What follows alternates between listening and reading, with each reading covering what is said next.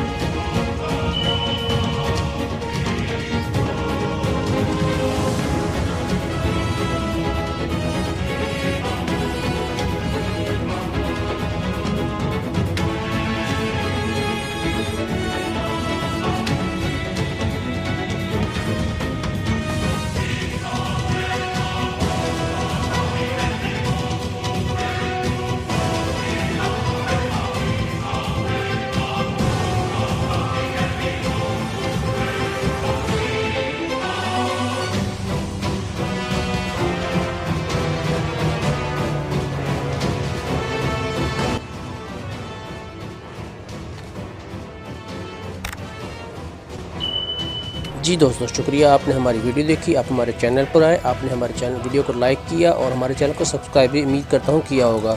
تو جس نے سبسکرائب نہیں کیا وہ سبسکرائب کر لے۔ شکریہ، جزاک اللہ۔